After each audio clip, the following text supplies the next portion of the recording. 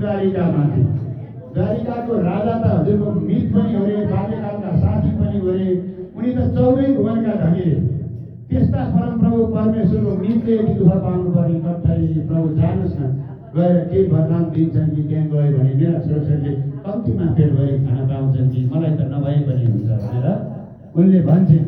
अनि हेर, जान त जान हुन्थ्यो नानी, ठुला बडाको घरमा जाँदाखेरि खाली हात जानु हुँदैन। लाने त अन्नको त दानै छैन घरमा, कसरी जाने? जान त जान हुन्थ्यो। कसको घरमा खाली हात जानु हुँदैन थाहा छ? कसकोमा?